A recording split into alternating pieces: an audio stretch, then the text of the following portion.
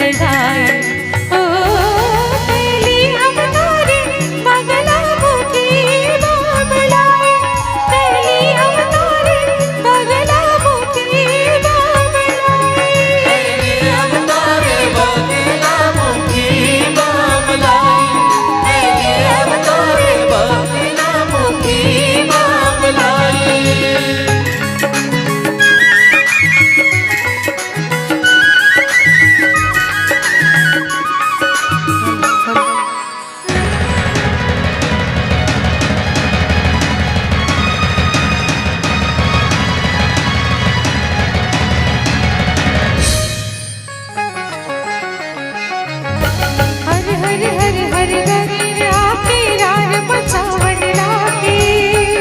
मचावन लागे राज मचावन लागे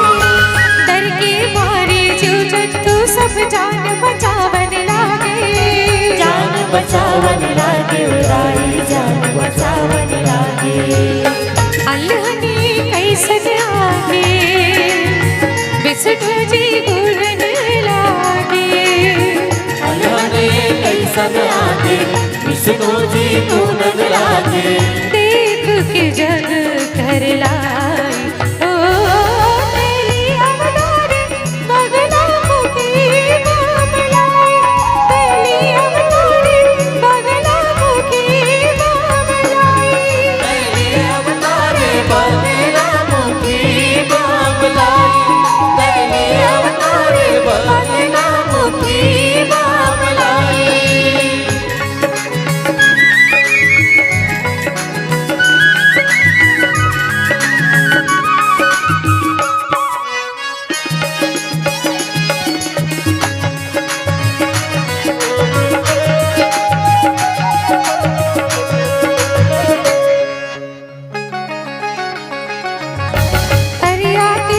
विष्णु जी हाँ बैठे धुनी रमाए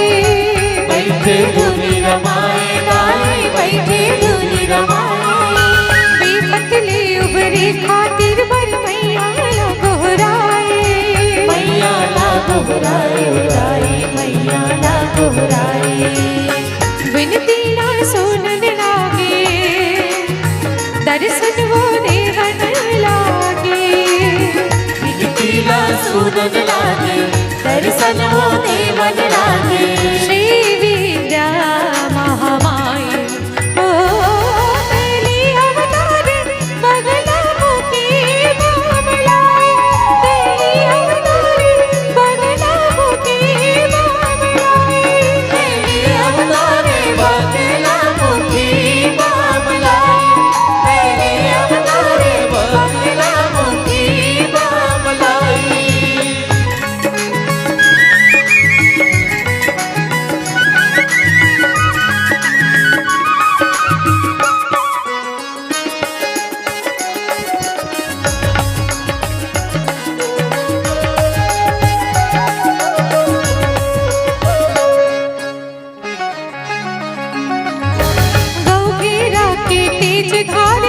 जगदम्बा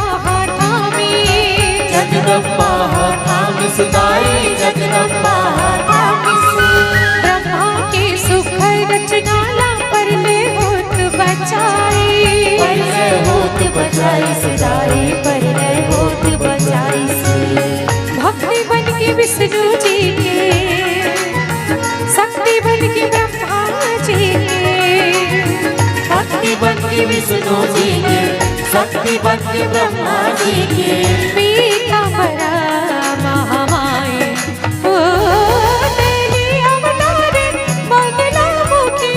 बाबलाए पहली अवतारी पगला मुखी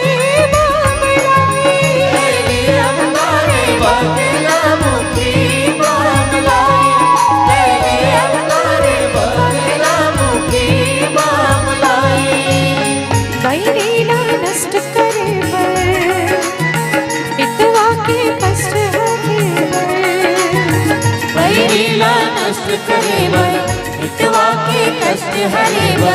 आए सतयुग मंडला